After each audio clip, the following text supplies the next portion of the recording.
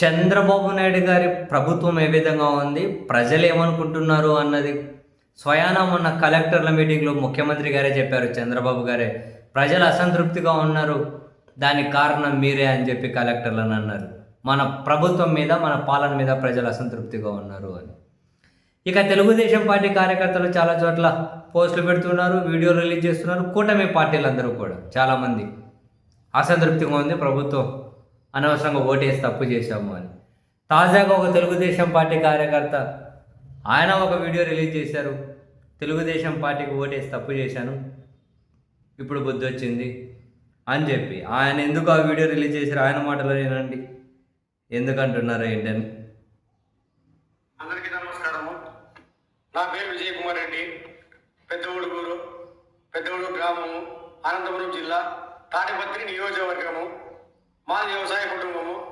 మా అమ్మకి ఆరోగ్యం బాగలేదని పింఛను తెలుగుదేశం పార్టీ నాయకుల్ని అడగడం జరిగింది. వాళ్ళు ఏ విధంగా నాకు సహాయ సహకారాలు అందించలేదు.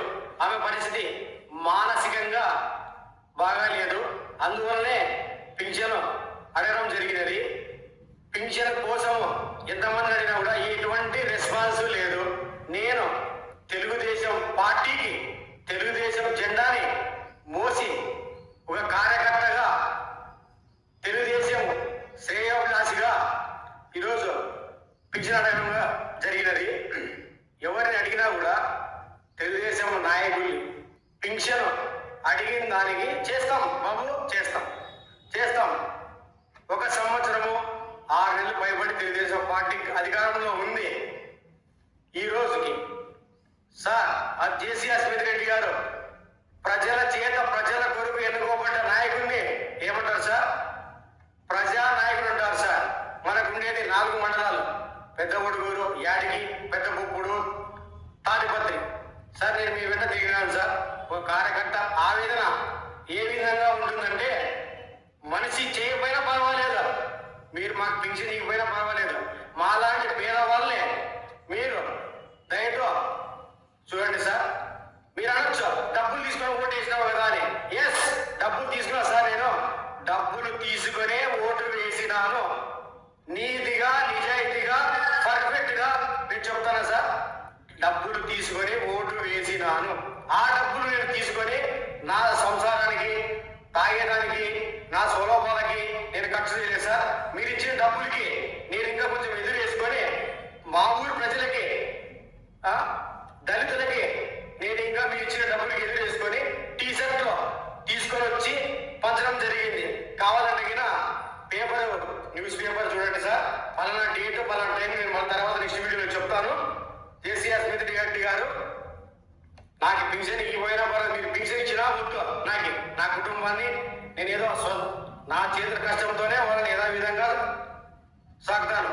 అదేవిధంగా కొంతమంది వ్యక్తులు నాకు సాయం చేసిన వ్యక్తుల్లో శేషారెడ్డి గారు, తర్వాత వచ్చేసి జి రవీంద్రారెడ్డి గారు, తర్వాత వచ్చేసి జి బైబిరెడ్డి గారు నాకు ఆర్థికంగా నా కుటుంబాన్ని పోషించుకున్న దానికోసము సహాయ సహకారాలు అందించారు. వారిని ఎప్పుడే కానీ నేను జీవితంలో మర్చిపోను. సెలవు, నమస్కారం సార్. పింఛన్లు ఇవ్వలేదు అని.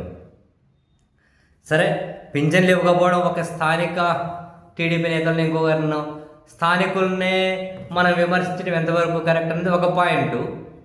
ప్రభుత్వం అసలు ఇన్ని రోజులు అధికారంలోకి వచ్చిన వీళ్ళు 1.5 year దాటిపోతూ ఉన్నా కనీసం ఒక కొత్త పింఛన్ కూడా ఇవ్వకపోవడం.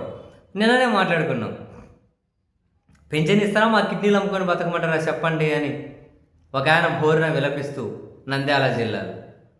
ఇప్పుడు ఆయన టీడీపీ కార్యకర్త పింఛన్ అడిగితే ఆడ పింఛన్ ఇవ్వట్లేదు అని, తెలుగుదేశం పార్టీకి ఓటేసి తప్పు చేశాను అని అంటూ ఉన్నారు. కొత్త పింఛన్లు ఎందుకు ఇస్తలేదు? ఎంతమంది ఇబ్బంది పడుతూ ఉన్నారు?